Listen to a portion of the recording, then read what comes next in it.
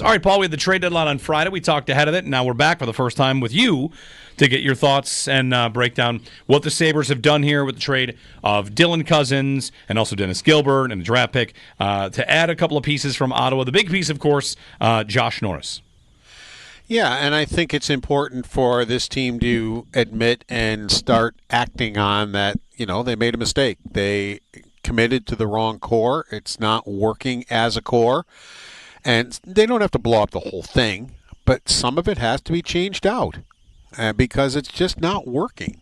And Dylan Cousins may do very well in Ottawa, and somebody else out of the core they trade may do very well somewhere else, where maybe it'll work for them.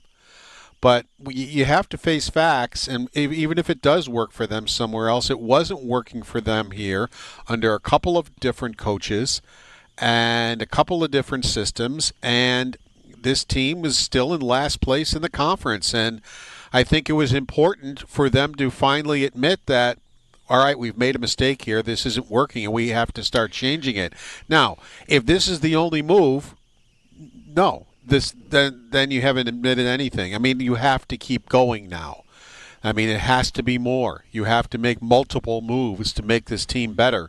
And this is just the start. It can't be the end. This is just the start. And, once you get to the off season, it has to continue. Paul, one thing about this trade that's, I think, different for any other, sure, hockey trade, like we got into Middlestat for Byram was a hockey trade, but Byram didn't have a ton of term. The Sabres have acquired a piece in Josh Norris that is, welcome to town. You're part of the core now. So, to me, that kind of move, Cousins out, fine. Identifying this player coming back as instantly part of the core is a very big commitment to make from a GM. It is, but you've already made a big commitment to one, so it's just one big commitment for another. But if, in my opinion, if both are playing at their best, I think Josh Norris is a shade better. I think he's better on both ends of the rink. But, Josh, you're taking a big chance with Norris. He's had 2 shoulder surgeries. He's only the most games he's played in a season is 66. He could pass that this year. He's been healthy this year. But you're taking a chance on a player that has had trouble staying healthy. But in that year that he played 66 games, he scored 35 goals. So when he finally got himself healthy to play, he played well. So it'll be interesting to see how that happens. But yeah, it's just that's kind of the way I look at it. I think if they're both at their best, I think Buffalo got a little bit better player. But again, it just can't be Josh Norris and they're done. Right. It's almost one gamble for another, Paul, where Cousins had looked kind of lost, but he had been on the ice, versus Norris, who, Norris really hasn't gone through a 2-year period where every time he's out there, it's what is happening with this guy. It's more just he hasn't been out there.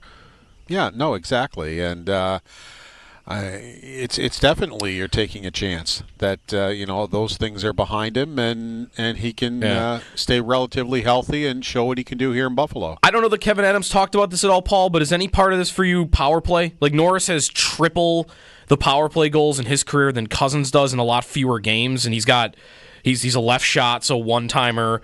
Maybe that's not why they did the trade, but certainly the power play needs help, and he should be able to help it more, I think, than what Cousins was. That was addressed by Lindy Ruff, and yes, power play and penalty kill. He can do both.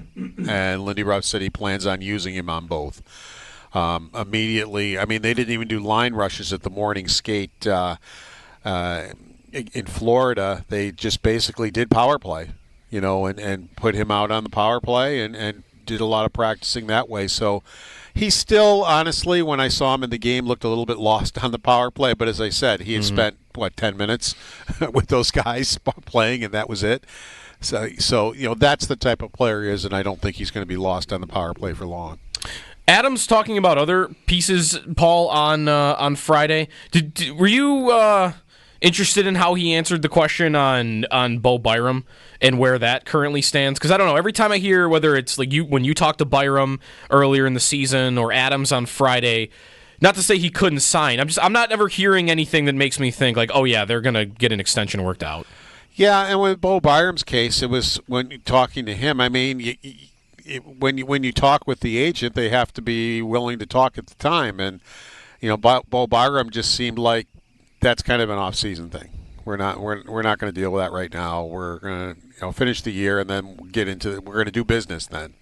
So that's kind of the way I took it. And I think Kevin Adams basically said the same thing. It's we haven't really gotten to that yet, but part of that reason might be because Bo Byram's camp hasn't gotten to it yet. So it's like, right, we want to do business now. Let's do the business in the off season. So the plan with Norris going forward is, did Lindy say this number one center, at least for the time being? He said he has a chance to be a number one center. Again, he's got to be on the ice. Right. To prove that he can be a number one center, he's got to be on the ice consistently. But he did say he's the type of player that he thinks could be a number one center on his team or in the NHL. And he's been playing. He played with Thompson and Tuck, obviously, on Saturday. A little, but they had Thompson on the left wing. That's the first time they've done that. That didn't go anywhere, so then they changed it up. So we saw a bunch of different combinations as the game went on. Should we get into what happened on Saturday? Just nothing went right. They're also, the whole team is like sick again, right, Paul? Yeah, they are, and I know people say that's an excuse, but the Quinn shouldn't have played, but they were out of players, because their other new guy has visa problems, so he couldn't play. Greenway was worse, so he couldn't play. Kulik was very sick, so he couldn't play. He already called up two guys, one making his Sabre NHL debut, and it was only his 15th NHL game and done. Yeah, I mean, you're playing the Stanley Cup champions, so you're that shorthanded, or you're having guys in the lineup who are that weak. You're probably, and that's what it looked like. They looked blah. That's the way I described it to Brian. I go, it was just blah. There just wasn't a lot of passion, but there wasn't.